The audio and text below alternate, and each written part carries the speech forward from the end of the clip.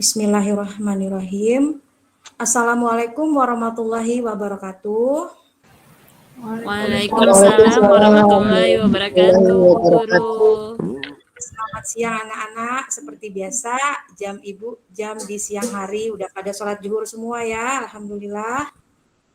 Oke. Sebelum kita memulai kegiatan pada hari ini, coba Ibu minta siapa nih yang paling ganteng di sini ya, buat pimpin doa. Coba Mas Rizky pimpin doa teman-temannya boleh? Boleh Ibu. Oke, pimpin doa dulu. Ayo teman-teman, sebelum kita mulai ada baiknya kita berdoa.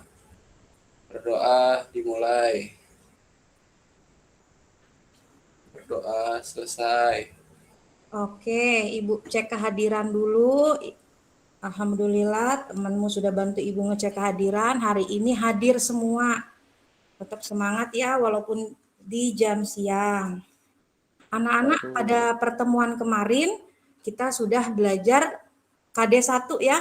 Ini kalian sudah nggak kerasa udah kelas 11, sudah masuk semester 3. Minggu kemarin sudah belajar KD1 tentang K3LH pada pekerjaan konstruksi gedung ya. Untuk minggu ini kita lanjut di KD2 tentang pelaksanaan dan pengawasan pekerjaan konstruksi. Jadi tujuannya apa anak-anak? Kalian mempelajari konsepnya, apa itu memahaminya, menganalisis apa itu pelaksanaan pekerjaannya, kemudian pengawasannya dalam pekerjaan konstruksi gedung. Ya anak-anak,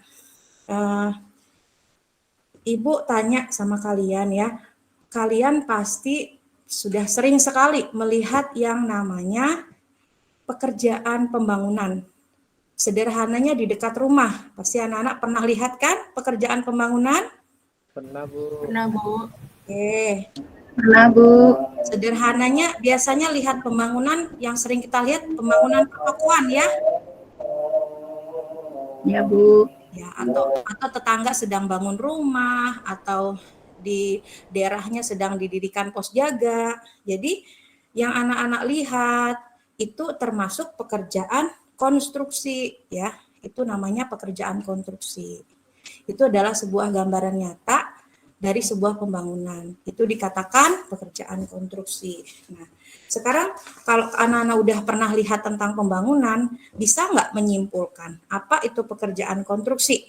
Satu kata aja, kira-kira pekerjaan konstruksi itu apa? Membangun ya, kegiatan membangun. Berarti mewujudkan dari sebuah rencana menjadi wujudnya. Gambar jadi wujud nyata. Bu. Ya. Seperti biasa kan Ibu selalu memberikan bahan ajar sebelum pembelajaran dimulai ya, melalui WA, melalui Google Classroom. Oke, anak-anak sudah sempat membacanya belum? Belum Bu. Ada enggak ya? Sudah Bu. Sudah Bu. Banyak tugas dari guru lainnya, nggak sempat baca ya? Habis Ada yang sempat, ada yang enggak apa-apa. Yang penting usahakan setiap kali guru nge-share bahan ajar, sempatkan dibuka ya. Dibuka dan dibaca, seperti itu. Kemudian seperti biasa Ibu selalu menyiapkan kelompok. Anak-anak sudah Ibu bagi kelompok. Kemudian kenapa sih Bu Putri kalau bagi kelompok selalu Ibu Putri pilih? Sebenarnya gini anak-anak, biar teman yang nggak paham belajar sama teman yang sudah paham ya. Paham. Kalau kita saling membantu teman yang nggak paham, maka ilmunya nanti akan lengket. Ilmunya lengket nggak? Kalau sering dibagi-bagi ilmunya lengket nggak? Tidak. Lengket ya. Nah, itu salah satu cara biar ilmunya lengket, sering-sering dibagi. Makanya Ibu selalu bagi kelompok biar temennya yang nggak paham dibantu. Anak-anak, kalau kita ingin mempelajari sesuatu, kita harus tahu manfaatnya dulu biar kalian punya rasa penasaran atau rasa ingin tahu. Di zaman sekarang itu yang namanya tempat tinggal itu kebutuhan tidak? Kebutuhan pokok tidak? Kebutuhan Bu. Berarti pekerjaan pembangunan konstruksi itu akan terus Ada ya, akan terus dibutuhkan. Pasti semua orang punya keinginan, punya harapan memiliki tempat tinggal yang gimana? Pengennya kalau anak-anak ibu tanya, pengennya punya tempat tinggal yang seperti apa? Coba ibu. Aman. Siapa yang mau jawab? Ayo. Yang nyaman. Bu. Oke, Yang layak, Bu. Yang layak. Yang bagus. Bagus. Yang gede. Yang bagus, yang gede. Yang gede. Yang besar, Bu, ya. Fasilitas lengkap ya. Yang ada kolam renangnya, Bu. Oke, kalau kita pengen sesuatu yang layak, sesuatu yang aman, berarti kita harus tahu bangunan itu seperti apa layaknya. Nah, kebetulan kalian adalah orang-orang yang harusnya kompeten di bidang itu. Berarti harus belajar sungguh-sungguh ya. Oke, sambil dibuka handphonenya, sambil dibaca materinya, Ibu sekarang pengen kalian memahami tentang karakteristik dan jenis-jenis pekerjaan konstruksi yang sudah kalian baca. Suatu bangunan, suatu wujud apapun pasti memiliki karakteristiknya sendiri, apalagi sebuah pekerjaan konstruksi ya. Nggak perlu panjang lebar, anak-anak sudah baca. Kalau karakteristik pekerjaan konstruksi itu biasanya akan terlihat dari apanya? Perbedaan dari bahan. Ada bahannya ya enggak? Kalau ada bahan, berarti ada peralatan. Dua barang itu, dua objek itu bisa nggak bergerak sendiri? Tidak, Bu. Tidak, Bu. Kan memerlukan memerlukan pekerja, sumber daya manusia. Ya, Bu, sumber daya manusia. Sumber daya manusianya. Oke. Maka akan terwujud sebuah bangunan yang baik, sebuah bangunan yang sesuai.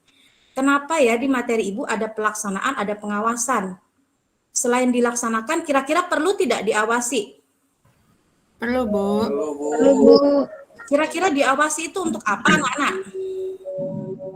Biar nggak salah, Bu. Sesuai standar, Bu. Biar sesuai standar, benar. Kemudian, apalagi Mbak Nurul? Biar nggak salah, Bu. Oke, biar tujuannya tercapai dan sesuai ya. Sama biar nggak ada kecurangan, Bu. Nah, itu yang terpenting. Apalagi pekerjaan itu dikerjakan oleh pihak lain ya. Pasti kita akan membutuhkan pihak pengawas agar pekerjaan yang kita inginkan, misalnya Ibu sebagai owner, Ibu mau pekerjaan itu sesuai dengan yang Ibu harapkan ya.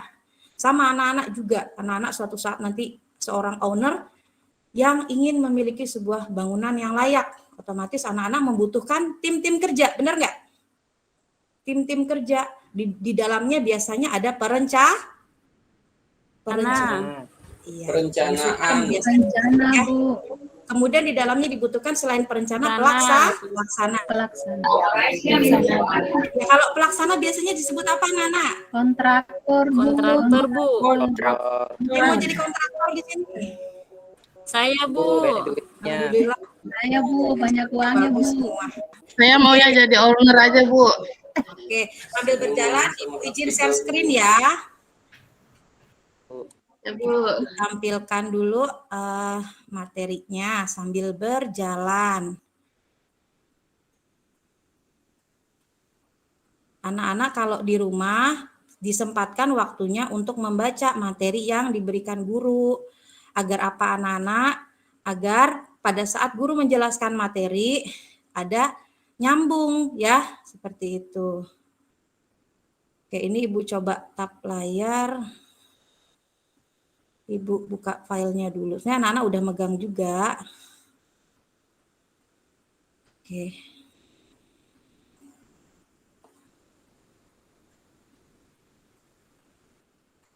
Sudah terlihat belum anak-anak? Sudah, Bu. Sudah, Bu. Ya. LKPD-nya udah nampak ya di sini ya. Oke, sambil berjalan, sambil kita lihat apa sih yang akan kita kerjakan di sini. Jadi belajar, mengerjakan tugas sambil belajar. Nah, pertanyaan yang Ibu sampaikan tadi di awal, boleh anak-anak isi ya di buku tulisnya masing-masing. Nanti terakhir setelah pembelajaran kita selesai ya. Tadi Ibu rangkum namanya pertanyaan pematik, biar anak-anak bisa membuka wawasannya tentang pekerjaan konstruksi. Jawab menurut kemampuan anak-anak yang anak-anak pahami menurut apa yang sudah Ibu jelaskan tadi. Nah, sekarang karena model pembelajaran Ibu berbasis masalah, berarti Ibu akan memberikan kalian sebuah video singkat tentang sebuah konstruksi yang menurut video tersebut konstruksinya gagal. Nah, Ibu minta menurut versi kalian setelah kalian melihat tayangan tersebut ya. Di sini petunjuknya anak-anak perhatikan, simaklah. Kalau menyimak berarti jangan hanya dilihat tapi sambil sambil dikait-kaitkan dengan materi yang Ibu kasih tadi ya. Kemudian dengan kelompok yang sudah dibagi, silahkan diskusikan apa pendapat masing-masing kelompok untuk menjawab tugas terstruktur yang sudah disediakan di dalam format tersebut ya. Kemudian di pertemuan berikutnya kita presentasikan hasil jawaban anak-anak ya, seperti itu. Sekarang kita mau nonton videonya dulu. Oke? Siap nonton videonya? Ya, Bu. Masih semangat? Siap, Bu. Semangat. Alhamdulillah. Ibu stop share dulu biar suaranya kedengaran. Ini alasannya karena sini sudah tidak bisa saya perbaiki lagi. Nah, pertama, Perhatikan biar teman-teman paham, ini demi keselamatan pemilik rumah. Satu, dak teras itu sudah jauh patah ke bawah. kalau kita lihat dari tampilannya anak-anak, di sini ada struktur rumah sederhana, betul? Ya, rumah tinggal bukan kalau seperti ini. Iya, Bu. Iya, Iya, Bu. Kalau dilihat. ya ini rumah tinggal ya. Kalau menurut pengamatan anak-anak, ada yang aneh tidak dengan bangunan ini? Pung. Atapnya, Bu, melengkung. Baloknya Iya, melengkung, Bu. atapnya melengkung. Kira-kira kalau sering kena hujan bahaya enggak nih ya? Bahaya, Bu. Ambruk. Oke, bahaya. Oke, coba kita simak dulu ya. Setelah saya tanya kepada pemilik rumah, ternyata dulu menggunakan besi 8 net, cuma 4 batang dengan jarak degel 20 cm. Yang kedua, kedalaman tapak tiang teras ini hanya 20 cm. Itu buktinya papan itu. Saya tahunya dari pemilik rumah langsung, dan kami gali langsung. Kemudian, tiang ini tidak memadai untuk menahan beban di atas. Kenapa saya bilang tiang ini tidak memadai untuk menahan beban di atas? Tiang ini sebenarnya sudah patah tengahnya, tetapi tidak begitu nampak. Namun jika teman-teman sudah mahir dalam melihat kelurusan suatu benda, pasti akan terlihat bahwa itu sudah melengkung bagian tengah tiang. Di bagian sini sudah terangkat semua, betonnya sudah terangkat semua, daknya maksudnya, itu di atas. Di bagian sini juga sudah patah. Ini besinya cuma 8 net. Besi 8 net yang dipakai. Hal yang berikutnya, di bagian dinding tidak menggunakan ring balok. Alias besinya cuma di lubang di dalam batako dan tidak ada baloknya. Itu akan sangat membahayakan. Ya, harusnya sebelum membuat dak teras di depan, di sini sudah ada balok pinggang atau ring balok, bukan slope ya. Slope itu di bawah. Ini bukan slope, salah-salah penyebutan. Jangan memberi penyebutan yang membuat masyarakat jadi salah. Slope itu di bawah. Ya, di atas pondasi. Kalau ini ring balok, itu di atas ring balok namanya ya. Masih banyak ternyata yang... Oke, anak-anak, sebelum Ibu lanjut, waktu kelas 1 sudah belajar tentang gambar bangunan ya? Sudah tahu ya, slope yang mana, ring balok yang mana ya? Sudah tahu? Apa masih ingat? Sudah, Bu. Oke. Masih, Bu. Sampai sini sudah banyak hal-hal yang kita temui ya. Ibu lanjutkan lagi. salah-salah menyebut ya. Jadi bukan sok pandai saya di sini. Pastikan di jendela seperti ini pasang pinggang. Ini batako loh ya, berat bebannya. Dan lihatlah. Itu adalah keretakan akibat berat beban di atas. Baloknya tidak mampu menahan beban itu di atas. 1, 2, hanya ditempel menggunakan acian saja, itu tidak masuk oleh akal. 4, 5. Jadi kalau saya disuruh untuk memperbaiki ini, itu beresiko sama saya. Untuk teman-teman para pemula, jika mau membuat balok seperti ini, usahakan tingginya dibuat, bukan lebarnya. Kemudian besi di dalamnya wajib besar. Di situ wajib menggunakan tromol ya, bukan besi 8. Anak-anak tadi ada sebut kata tromol ya anak-anak ya? Tahu enggak tromol itu apa anak-anak? Baru denger ya kayaknya anak-anak ya. Iya, itu bahasa Iya, Bu. kan anak-anak kalau bahasa strukturnya itu ya. Balok nak balok gantung, di dalamnya itu ada tambahan tulangan ekstra biasanya untuk menghindari lentur nih. Lentur kan akibat tidak ada tulangan ekstraknya ya, untuk menghindari lentur ini ya. Nanti kalau anak-anak PKL nanti pada saat ketemu pekerjaan seperti ini banyak tanya-tanya sama tukang ya nak ya, biar nambah ilmu pengetahuannya di lapangan. Oke? Siap, Bu. Oke, kita lanjut lagi. Tidak ada kekuatan kalau besi 8 net ya. Jadi kenapa saya mengatakan ini salah tukangnya? Tidak akan mungkin seorang pemilik rumah membuat rumahnya itu asal jadi saja. Karena pemilik rumah menyerahkan pekerjaan itu kepada seorang tukang. Karena menurut pemilik rumah, tukang itu sudah profesional, sudah tahu, sudah ahli. Jadi bukannya saya menyalahkan tukang, saya juga seorang tukang kok. Saya juga seorang tukang. Jadi kalau sudah seperti ini, murni kesalahan seorang tukang. Lihat juga di bagian garasi mobil sana. Itu dak di atas tuh sudah melengkung semua, lihatlah. Ini murni kesalahan tukang. Bukannya saya menyalahkan tukang, saya seorang tukang kok. Saya mencari makan juga dari hasil pertukangan ya. Lihatlah. Jadi ini kalau saya perbaiki, umpamanya saya buat tiang lagi. Umpamanya saya membuat tiang satu dan satu. Lalu bagaimana meluruskan tengahnya? Tentu harus diangkat lagi. Macam mana cara mengangkat? Tidak seperti itu. Jadi teman-teman lebih tahu lagi daripada saya. Nah, solusi kalau menurut saya ini memang harus dibuang. Tidak bisa diperbaiki lagi kalau sudah seperti ini. Ya. Parah, 2 kali lebih parah. Jadi untuk Anda semuanya wajib memperhitungkan kekuatan bangunan itu. Nah, ini besinya di dalam ini.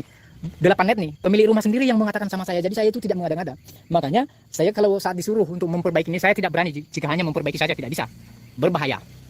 Kalau saya perbaiki, salah-salah, tiang patah, menarik dinding dari sana, jebol semuanya. Itu resiko utama.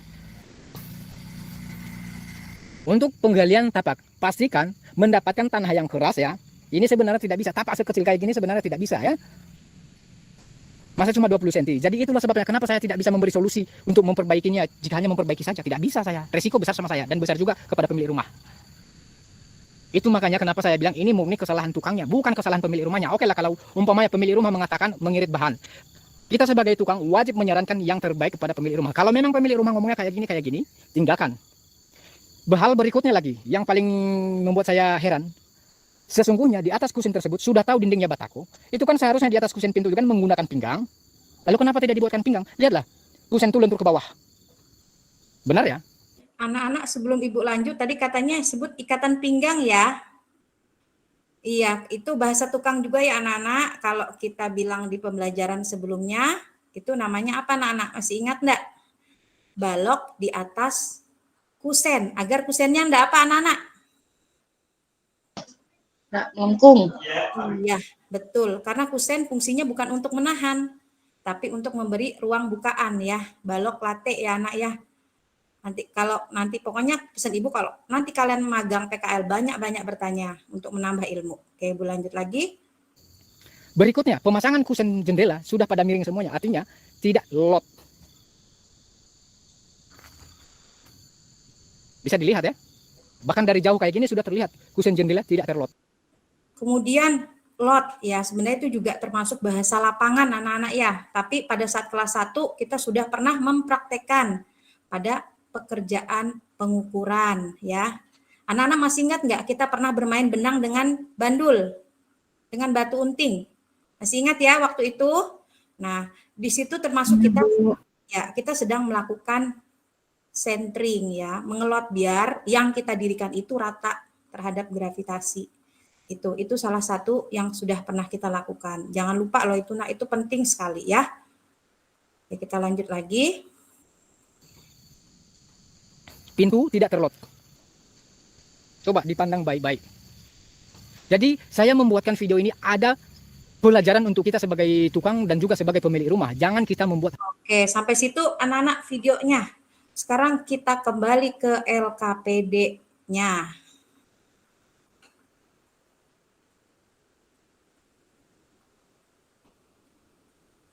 Nah, kembali ke pertanyaan anak-anak ya. Kelihatan sudah pertanyaannya anak-anak? Datang, Udah, Bu. Ya, Bu. Oke. Di sini anak-anak, masalahnya apa? Kita diminta Identifikasi, Bu. diminta mengidentifikasi dari video yang sudah anak-anak tonton. Nah, berdasarkan teman-teman kelompok tadi, pasti banyak sekali yang bisa digali dari video tersebut. Untuk pertanyaan pertama ini, di sini pertanyaannya apa? Diminta identifikasi masalah atau kesalahan konstruksi bangunan pada video tersebut. Anak-anak nggak perlu, Ibu, gimana pembahasannya? Silahkan tulis berdasarkan bahasa yang anak-anak pahami. Mau bahasanya salah, nanti tinggal dibenerin ya. Itu perlunya kalian mengungkapkan sesuatu agar bisa diluruskan oleh guru. Jadi berani mengungkapkan pendapat, berani mengkomunikasikan ya, agar kita bisa meluruskan apa yang salah. Jadi nggak usah takut sama Ibu Putri, apa yang nggak paham ditanyakan. Silakan anak-anak isi identifikasi masalahnya di sini. Apa saja yang anak-anak tangkap dari video tersebut. Anak-anak kalau sudah belajar tentang bahan ajar Ibu Putri, pasti nanti nyambung ya. Kalau sudah dibaca. Kemudian di sini menganalisis, anak-anak diminta menganalisa. Soal kedua diminta menganalisa indikator keberhasilan yang dapat memperbaiki kesalahan konstruksi bangunan tersebut. Di bahan ajar Ibu Putri juga ada menyinggung tentang indikator keberhasilan, tapi diminta sesuai dengan video yang ditampilkan tadi ya. Silakan anak-anak jabarkan menurut bahan pembelajaran dan jangan menutup diri dari materi yang Ibu Putri kasih. Mengeksplorasi dengan catatan, pelajari dulu materi yang di-share sama guru, kemudian tambah ilmunya dengan mengeksplorasi dari internet ya, eksplorasi digital. Atau anak-anak boleh tanya langsung kalau bapaknya tukang, boleh. Atau om pamannya, atau ada abangnya kuliah teknik, boleh juga kita kumpulkan informasinya. Makin banyak informasi yang dikumpulkan, kita makin dapatkan kesimpulan-kesimpulan yang banyak yang mengena ke video tersebut.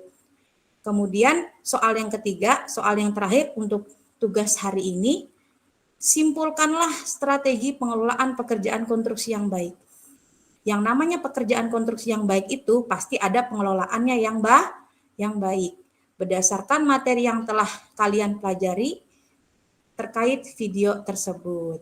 Nah, seperti itu anak-anak untuk materi kita hari ini ya. Sudah anak kerjakan, anak pelajari dengan materi yang sudah Ibu kasih. Kemudian anak-anak silahkan komunikasikan ke teman-temannya, karena pasti setiap anak-anak memiliki pandangannya masing-masing, kemudian disatukan dan dikerjakan dalam satu LKPD.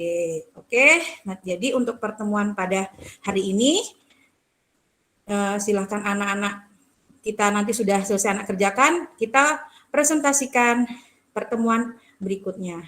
Sekarang Ibu mau tanya, anak-anak dapat ilmu nggak dari pembelajaran hari ini?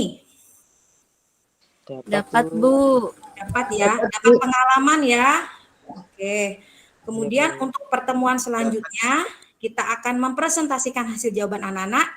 Kemudian Ibu juga minta anak-anak untuk mempelajari materi berikutnya, yaitu materi tentang pengawasannya ya. Karena anak-anak tadi kita sudah bahas bahwa pelaksanaan yang baik pasti ada pengawasan yang baik juga. Tetap semangat, ini adalah jurusan yang kalian ambil, tidak ada yang salah dengan itu, silakan kembangkan, cari keterampilan kalian yang menghasilkan sesuatu yang nyata untuk kedepannya nanti ya. Sebelum kita mengakhiri pembelajaran hari ini, karena ini sudah jam pulang, Ibu minta siapa ya yang mimpin doa pulang hari ini? Coba Mas Eka pimpin doa pulang. Ya Bu, siap. Ayo, mari teman-teman kita mengakhiri kegiatan pembelajaran hari ini dengan berdoa bersama-sama sesuai dengan keyakinan kita masing-masing. Berdoa dipersilahkan. Berdoa selesai.